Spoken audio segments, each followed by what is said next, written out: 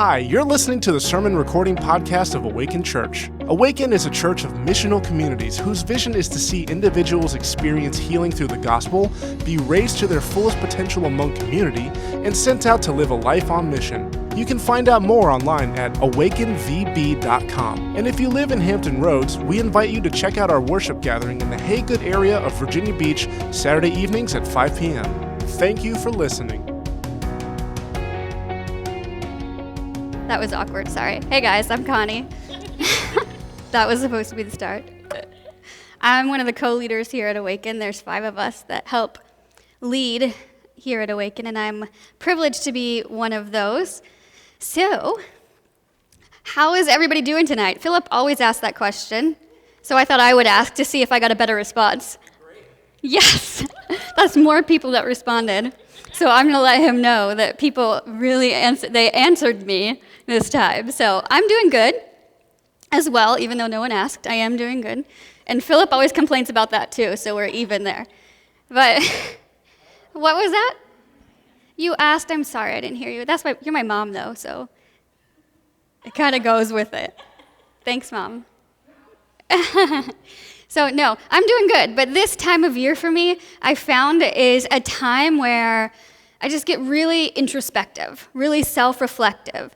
And I think it's because there's just a lot of big moments that happen this time of year in our family. One of them being that school starts. I have 4 kids, so that makes it a little bit crazy. And it always comes as a shock to us that school is ready to start again and summer's over. Like, I don't know why, but we're always shocked that summer's over already so soon. So that comes with all the emotions of something new and starting a new school year, and it's just busy getting school supplies and all that stuff. So that plays a part. But then also, a couple weeks after school starts, I celebrate my anniversary. This year, my husband and I celebrated 18 years, and yes, please clap, because those of you who are married know that that was not easy, 18 years, and there's a lot more to go, and it's great, and I love you. But it's hard work, right? Marriage is hard work. So this is a time of year where I reflect on that. But then, 3 days after my 18-year anniversary, my oldest daughter turned 14. So now I'm like, whoa, what happened? She was just a baby yesterday, and now she's 14. So you add that, and then 3 weeks after she turns 14, I have my birthday. And this year, I'm turning 38. I know. It feels old to me. I have a 14-year-old. I've been married 18 years. Yes, if you do the math, that means I was 19 when I got married. And life just is going fast. And I feel the last couple of years, I just feel that, like my span, my window of time is getting smaller. My window of time to make a difference, my window of time to get this whole parenting thing right, my window of time to build a stronger, better marriage, my window of time just to make a difference in the world is getting smaller. And I feel that each year, like I'm running out of time. And I don't want to live in that moment of running out of time, but I want to realize that I am. Does that make sense? So this time of year just brings about those emotions in me, and I think about that stuff, and I'm reflective on it. And I start to ask myself questions. Like, I've been given this gift of life. I've been given this opportunity to serve Jesus. What am I doing with it? Am I leaving a legacy, or am I building a bunch of regrets? What am I going to look back on? What is my family going to look back on? I'm asking those questions. I also find over the last few years that I just have less to say. I think I've found the older I get, as I get older, that I realize the power of words. I realize how they can build someone up, how they can lead someone, but how they can hurt someone. And I find that I just have less to say because I want to make sure that what I say has value. So I'm having this journey of looking into myself and finding these things and realizing this place that I'm in life. And the older I get, the world gets smaller, so to speak, right? Like, I realize that I'm not the only person in it, and that the whole world doesn't revolve around this sphere that I'm in, right? It's bigger than me. So I see that more. I realize that more. And sometimes I think we all realize it, But it's just easy to overlook the obvious, right? But the older I get, the more I think about these things, the more I try to ponder these things and change some things. And as I was studying this week for this message, God really brought that to mind and really reminded me why I was doing that, why I do that each year. So last week, we started a new series. Philip started it for us. It's called Kings and Kingdoms, right? Yeah, okay. Kings and Kingdoms. And this week, well, Philip set us up last week. He actually gave us a little bit of an intro into who we're talking about this week. This week, we're talking about King Saul. Now, if you were here last week, you heard Philip say that a good portion of the kings, of Israel's kings, were not good kings. Saul was not a good king. So, needless to say, we're hopefully going to try to learn from his mistakes tonight because he made a lot of them.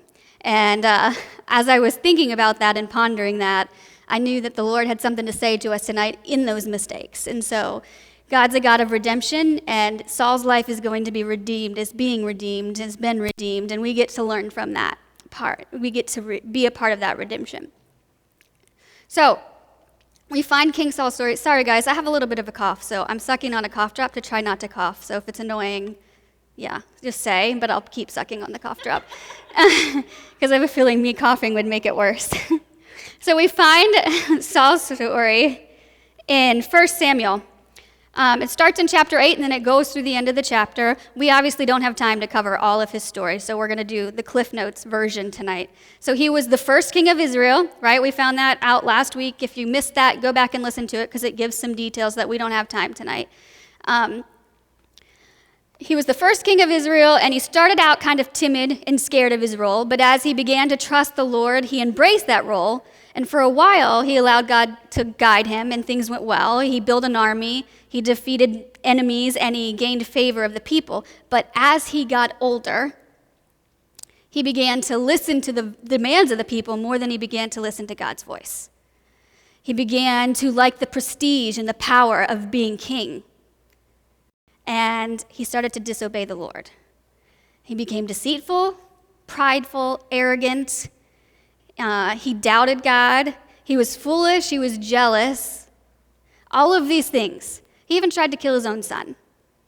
And then in the end, Saul's sons died in battle, and Saul was next. And instead of being killed by the enemy, he decided to fall on his own sword. So that's how his life ends. His life ends by him taking it and dying next to his sons on a battlefield. And as I was studying and comparing my life to Saul's, I was like, well, I have two things that I can come up with, two conclusions in this. I can either say Saul's life was a mess, thank God my life is so much better than his right now. Or I can check into reality and say, you know what? I'm just one bad decision away from joining him in his ending. So what happened? How did Saul get there? And how do I keep from ending the way Saul did? As I said, there's so much to Saul's life, and you can study it. You should study it on your own. Chapters 8 through 31, I believe, in 1 Samuel. Go through that. But when I was studying, the thing that stuck out to me the most, that amazed me the most, was how did he end up the way he did? Maybe he was not set up well to be king. But that's not true. Like, God went to great lengths to show Saul that he was capable of being king, that God was going to be with him, and that he could do it. So what happened? But first, let's look at that. So you see, we come across Saul in chapter 8, and he's running around the countryside because his family lost some donkeys, and he was sent to find them. So he's running around 3 days, I think, he's looking for these donkeys, so they must have been really valuable. So they're searching for donkeys, the countryside of Israel, and they run into Samuel, the prophet Samuel. Samuel, long story short, Samuel basically looks at Saul and says, oh, hey, nice to meet you. God says you're going to be the first king of Israel. And Saul's like, what? Like, I'm not really king material. And Samuel says, yes, you are, because God said you were. And then we pick up in chapter 10, verse 1, and we'll find out what happens next. So verse 1, then Samuel took the flask of oil and poured it on his head, Saul's head, and kissed him and said, Has not the Lord appointed you to be prince over his people Israel? And you shall reign over the people of the Lord and you shall reign over the people of the Lord, and you will save them from the hand of their surrounding enemies. And this shall be the sign to you that the Lord has anointed you to be prince over his heritage. Verse 2, when you depart from me today, you will meet 2 men by Rachel's tomb in the territory of Benjamin at Zelzah, and they will say to you, the donkeys that you went to seek are found, and now your father has ceased to care about the donkeys and is anxious about you, saying, what shall I do about my son? Okay, so Samuel obeys the Lord. He anoints Saul as king, but he didn't just anoint him. Did you get that? He spoke truth over him in the name of the Lord, right? He commissioned him. He anointed him. He commissioned him into this role as king. And then he says, God's going to give you 3 signs to prove that this is for you. You are going to be king of Israel. God's going to give you these 3 signs. So the first sign we just read, right? What did it say? You would meet 2 men as you leave, and they'll tell you your donkeys are found. All right, cool. What does that mean? So God said this is a sign. So what does that mean? Their lost donkeys are found. What is God trying to tell him? God's telling him this. God can solve problems. He's saying, I can solve your problems, Saul. Are you paying attention? I can solve your problems. Pay attention to that. Okay? Then we pick up in verse 3.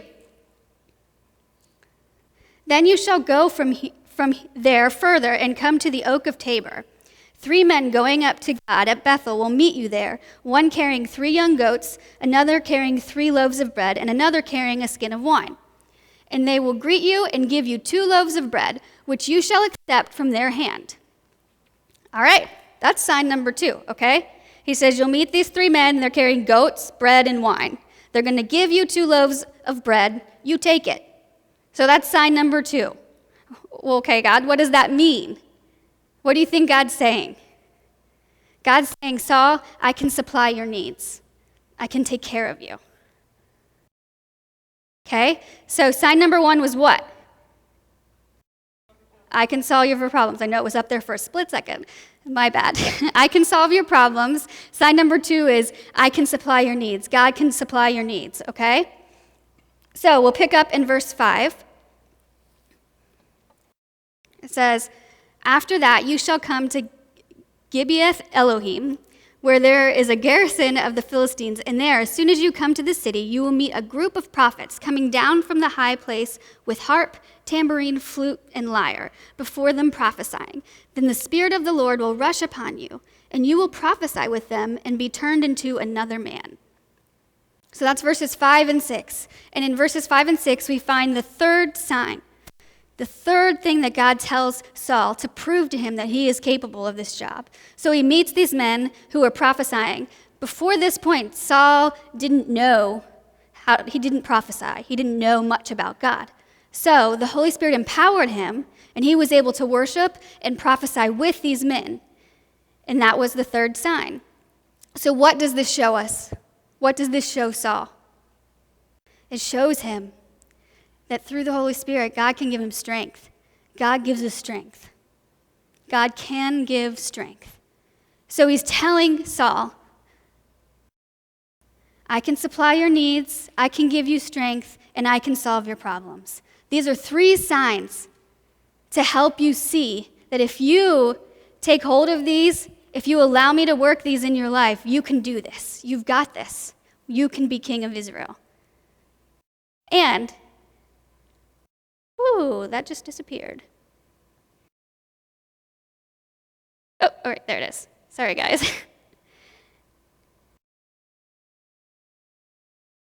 Yeah, it's all there. If not, we'd be doing this from memory. That'd be fun. So just for fun, on top of that, God says, I can supply your needs, I can give you strength, I can solve your problems. But just for fun, funsies, my kids like to say, just for funsies, we're going to jump to verse 9, and it says, when he turned his back to leave Samuel, God gave him another heart, and all these signs came to pass that day. So the signs happened, and they proved what God said they would, but then just on top of that, God says, look, I know you worked the land with your father. I know that you didn't think you would be king, but I'm going to give you another heart. And here that refers to what it means by that. It means like a calling or a purpose. So he says, I'm going to change your heart, and I'm going to give you a calling. I'm going to give you my calling. I'm going to give you a purpose, and it's going to be that I'm going to help you, and we're going to lead the people of Israel. So all Saul had to do, right? He was given the 3 signs. He was given a new heart, a new calling for this. All he had to do was just do that, right? To accept what the Lord had offered him, and he was going to be able to do this. And that just proves that God set him up to succeed. He didn't set him up to fail, right? He was given every opportunity to be a successful king in Israel. Yet the account we read, he ends his life falling on his sword.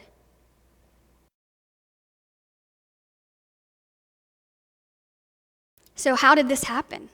If God set him up well, then it wasn't God that failed, right? It was Saul. He did all the failing on his own. So what happened? When we study different Bible characters, it's kind of easy to pick the ones that finish well to compare ourselves to, right? Like we want to study the ones that have great successes. We want to study the ones that make mistakes but yet come back from that. And we read their finishing well. But we don't often want to compare ourselves to the Sauls that fall on their swords, that end in defeat. We don't want to do that. But I can't help but think when I compared the two this week with my own life, that there's pieces of my life that match up with Saul's. So what keeps me from ending up like Saul? How do I keep from ending up in the same place that Saul did? You know, I didn't grow up here. Most of you know that. I spent my teenage years in a small town in Pennsylvania, so that is where I learned to drive. 1 stoplight, big country roads, no traffic, very small town, right? Well, needless to say, I did move around a lot, but they were all small towns. Needless to say, when I moved here, it was like driving culture shock. This place is nuts. It's crazy. And then to top it all off, it's such a hodgepodge here of people that you get like literally every state's driving technique in one place, and then it's just luck of the draw who you're behind or in front, right? Like you don't know, like where are you from? Because we don't do that where I'm from. Like, do you know how to merge? Come on. No, you don't stop at the on-ramp, but some people do, I guess. I don't know, but it's just crazy. But I live off of Independence. So Independence, everybody's familiar with Independence, is a pretty big road. And in some places, where I am, it's 4 lanes, 2 going in each direction. So there's no light. So to get across Independence, what you have to do, if I want to go south on Independence, I have to cross the 2 northbound lanes, and then there's a median, right? And then I can turn left onto the southbound lanes, okay?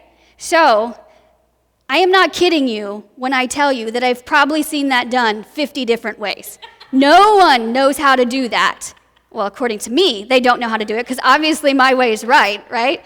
So no one knows how to get across that street. Sometimes we'll sit forever because the person in front thinks they have to go all the way across in one turn. No, you can stop in the middle. No, you don't stop on the left, you stop on the right. That kind of thing. Like, it's crazy. So what I found from this is I am very impatient. Like, I could be sitting there for 2 minutes, just 2 minutes, and I'm like shaking because no one is doing it right. And it's driving me crazy. Like, I just very impatient. I want everybody to do it my way. I don't care if they want to tell me how they do it. I want them to hear my way and then do it because I'm impatient and let's go. Let's move, right? Like, impatience is a big deal when I'm at the end of my street trying to turn out. And guys, I think that's where Saul ended up. I think that's how he ended up where he did, because he was impatient. And impatience led him down this road where he became deceptive, telling lies to the prophet Samuel, right, who is hearing from God. Like, it's obvious. He's becoming arrogant and prideful, and he's so jealous. And in the end, this is causing him to forsake his calling, to give up that new heart that God gave him, because he's severely impatient. God gave him 3 signs when he was king. He said, I can solve your problems, right? What else did he say? What's the second sign? I can solve your problems. I can supply your needs. And I can give you strength. All you have to do is let me. And Saul decided, you know what? You're taking too long, God. I asked you how to do this, and it's taken too long. You didn't give me the answer I wanted. It hurts too much. It's too hard. I'm afraid, and I'm tired of waiting for you. So I'm just not anymore. All he had to do, all God said was just walk with me, listen to me, follow me, and we've got this. And he said, it's too hard. I'm tired of waiting. I don't want to sit here any longer. And all that did was lead him down a road of deception, jealousy, arrogance, anger, all of it, you name it, that's where it led him. And we think, right, these are just simple phrases. God, I'm tired of waiting. God, this is too hard. Those aren't bad things to say, but I guarantee you, you repeat them over and over and over again, they take hold of your heart, and it begins to harden your heart. We say these things, don't we? I've said them multiple times. God, this is too painful. I don't want to sit here anymore. God, you're too slow. God, I know you're God. I know you know what's coming next. Yes, I still think I know what's best because you aren't moving quick enough. Obviously, you don't know what's going on because I would have moved myself out of this situation long before now. It's too hard. They take root and they take over and they steal this new heart that God gave us, this new calling. It takes our purpose, it takes our calling, and it hardens us. And we no longer hear, right? When God speaks to us, we no longer hear him because we've decided that we can do it on our own. Saul decided that he could do it on his own. And if we look at his life, we see that it ends in destruction, right? God, I asked you for answers, and you didn't give them. You didn't give them how I think you should have. It's too long. We stopped listening. Our impatience, that word, it causes us to push through and make decisions. They might not seem wrong, right? This is a good road for me to take, but it wasn't the one God wanted you to take in that moment. And where does it lead you? It forces us to try to fix things that aren't ready to be fixed. Our impatience keeps us from hearing the Lord, keeps us from letting him develop our character. And it keeps us from fulfilling our calling, just like it did Saul. I think the biggest thing that I've learned so far in my life, and I said I'm old, all 38 years. The biggest thing I think I've learned is I want to look at things in good times and bad times. Mountaintop experiences and valleys, right? Guys, I don't think God looks at things that way. I think he sees every situation in life the same. Whether it's a mountaintop experience, a valley, a hard time, a scary time, an easy time, a good time, they're all the same to him because in every time, he's teaching us something. He wants to reveal something. He wants to mold and shape us. But we say, oh, this is a hard time. This is a scary time. This is a slow time. God must not want me in this time, right? Come on, God, I'm not supposed to be here. And he's like, wait, guys, I know my promises. I said I would give you what you need. I said I can solve your problems. And I said I would give you strength. You have to trust me. But we don't want to sit there, right? We're impatient in those hard times. And we look at our experiences as like zigzags, up and down, up and down, up and down. But God sees a flat line. They're all the same to him. He's teaching us something in all these situations. But our impatience keeps us from that. And yeah, God's just like every other parent. We don't want our kids to be in pain, right? God isn't rejoicing that we're in pain.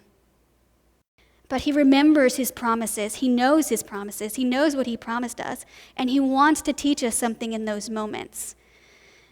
He wants to offer us hope if we would sit still long enough and let him hold us, right? Sometimes I think the biggest thing that's really helped me in life when I'm in a painful situation is when someone just wrapped their arms around me and gave me a big hug. Like they don't need words sometimes. Sometimes that in that hug, you feel the hope, right? Like, okay, I've got this, thank you. And I offer that to my kids, my friends, my families. Yeah, I'm not a big hugger, but it doesn't mean that I don't need hugs and that they don't help me in the moment, right? So God's kind of the same way. He wants to hold us. And it's in that holding that he offers us hope. But our impatience wants us to bypass that holding, and we miss the opportunity to have this kind of hope that's in the holding, right? That's what God offers in the hope. But I think we also miss peace, right? How do we miss peace? Saul did too. How did we miss this peace? Because I think we're always searching for answers. We want answers. And we think that answers and peace are the same. If I have answers, I will have peace. God says, no, I offer you peace even without the answers. You just have to quit trying to find the answers and be still long enough to accept the peace I give you. Saul chose not to do that. You know, every decision Saul made, every lie he told, every time he took matters into his own hands and said, I've got this, God, you're too slow. I'm not listening anymore.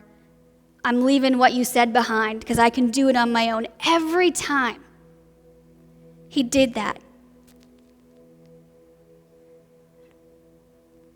This is a big statement, but I think it's true.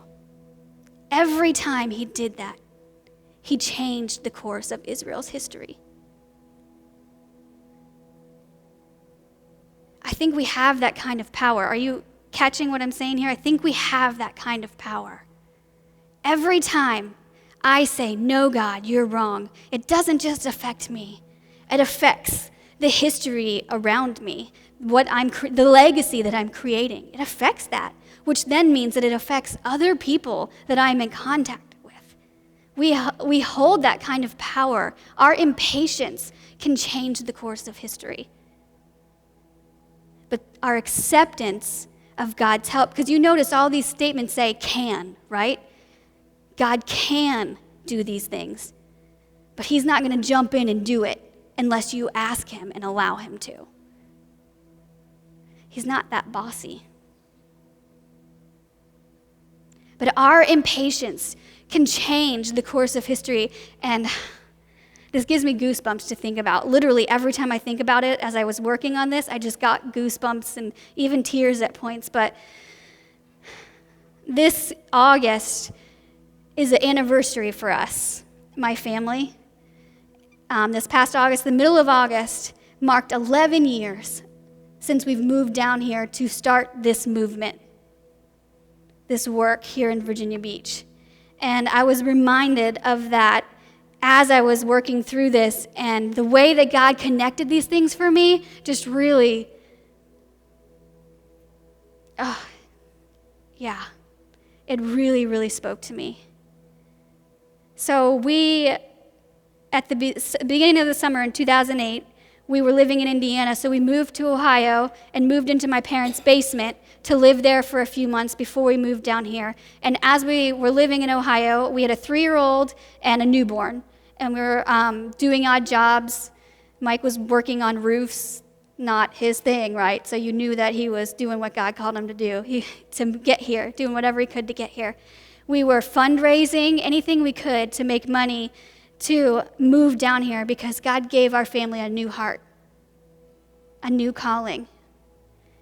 And he said, I'm calling you to the people of Hampton Roads, to the place of Hampton Roads, and I want you to go. So July comes around and we get down here to find a place to live, not to move yet. We weren't moving till August. And we find a place And we realized real quick that it costs a lot of money to live in Virginia Beach, a lot more than Northeast Ohio. So we found a place to rent over in Lake Edward. $1,050 was the rent for this place, which was pretty good for around here. And luckily, the landlord liked us right off the bat. She only knew us for a couple hours and said, here, I'll tell you what, I want you guys to have this place. So just give me the deposit, and you don't have to pay your first month's rent till you get here. Usually they want them both up front. She said, I'll let you come back in a month with your first month's rent. It's like, all right, that's a blessing. We're going to take that because I don't have it to give you, so here's your $1,050, and we're going to work on the other $1,050. We go back to Ohio. We're there for another month, 2 days before we're supposed to move here. Moving trucks packed. All during this time, my husband gets calls on the phone. Hey, we have an opening at our church. You should come work for us. That sounds like a really good position, but no, God called me to Virginia Beach. I'm not going to do that. Hey, are you really sure you should go down there? It's not working out that great. Like, it's slow moving. There's no one going with you. You had a team, now you have no one. Are you still going to go? Yes, we're going to go because God called us there. We'll be patient and wait. And then 2 days before we're supposed to leave, the truck is packed in my parents' driveway. We're still short $1,050. And we're like, well, we're going. We've been looking for jobs, but we didn't have a job. Nothing lined up still. So we're moving down here with a 3-year-old and at that time a 3-month-old, no work, and we're still $1,050. We're like, she said she liked us. Maybe she'll give us a couple extra weeks. I don't know. But we're going the 9 and 10 hours down there with a moving truck. We're going. In the morning, we're leaving. Well, the mailman came later in the day that day, and I went up to the mailbox and just got the mail, and I was shifting through, and there was a letter in the mail addressed to me. So I opened it, and a check fell out. And I had to pick it up off the ground. I picked it up, and I looked at the check, and the check was for $1,050. The night before we're supposed to go. Just listen for a second. I have goosebumps. What if we had said, we don't have the money, we are not going, God?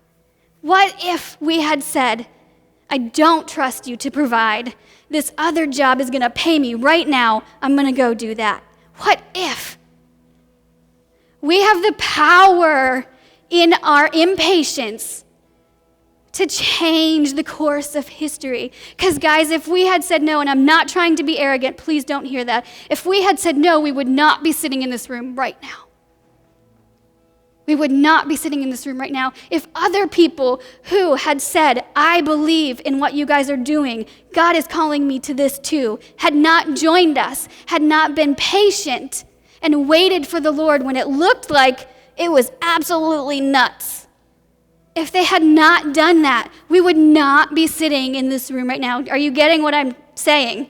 Are you understanding? Like, we have the power to change the course of history with our impatience for the negative, but we also have the power to say, yes, God, I know you can do those things, and I'm asking you to do them. And I'm willing to wait. And I'm going to let you hold me, and I'm going to take the hope that's offered in that.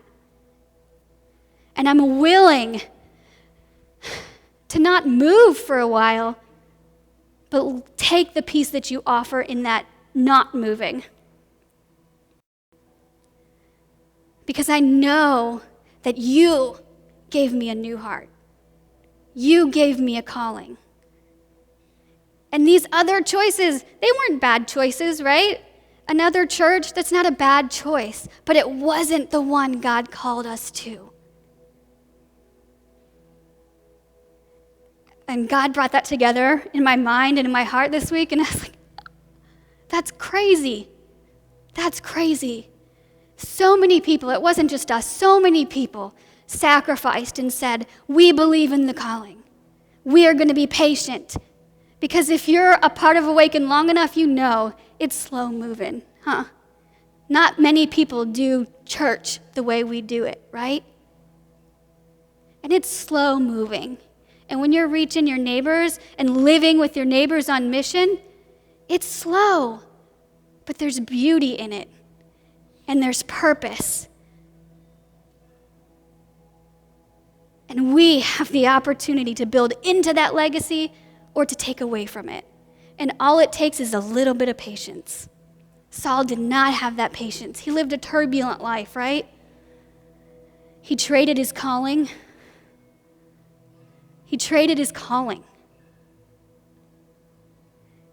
Because he was too impatient to wait on the Lord, too arrogant to wait on the Lord.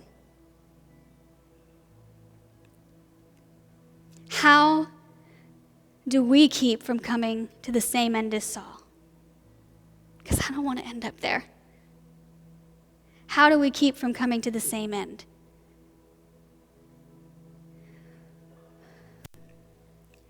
We're going to answer this question in this next part of worship. We're going to move into worship now, into song again.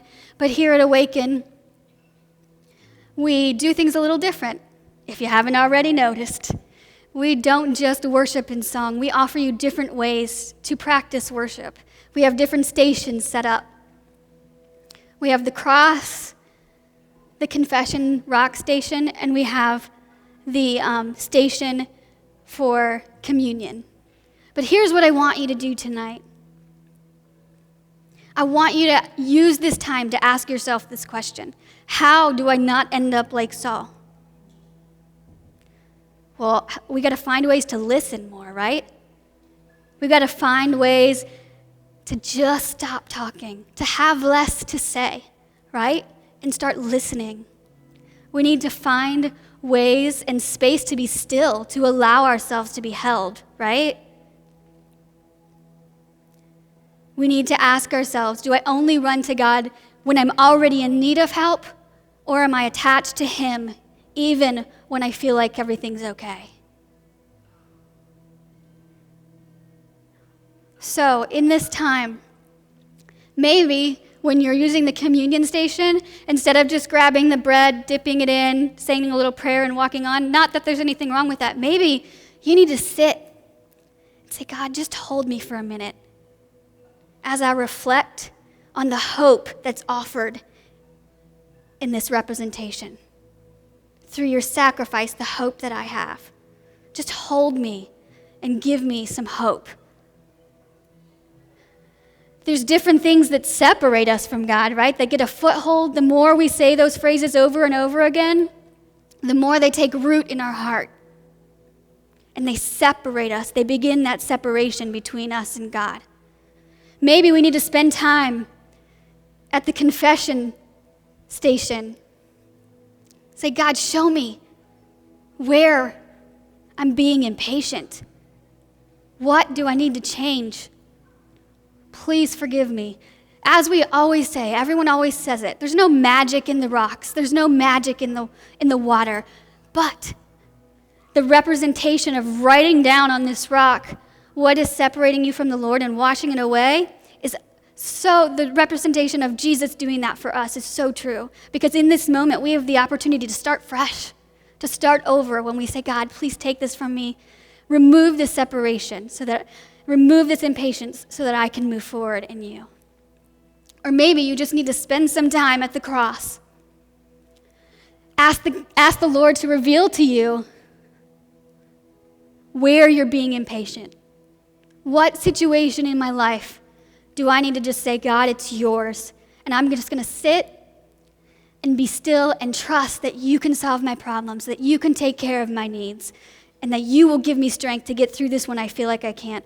Write it down and put it on the cross as a statement to say, from this moment on, this is yours, no longer mine. And I'm going to rest in knowing that you've already got this. So as we worship, as you use the stations, ask yourself those questions. Ask the Lord to reveal to you what it is that's separating you, the situations where you're being impatient. God, I'm just amazed at the calling you give us. God, we're like Saul in the beginning. God, really? I can't do that. And you say, let me prove it to you. These are the signs. God, help us trust that you can solve our problems if we let you. Help us trust that you can supply our needs in the way you see fit if we let you. And God, help us trust that you're there with us, that you give us strength to walk through these times. God, as we worship, help us not to be afraid to ask the hard questions. And God, please speak to our hearts where we need to change so that we don't trade our calling in, God. So that we don't forsake our calling because we're just a little bit too impatient. God, help us to hear you. Help us to listen. In Jesus' name, amen.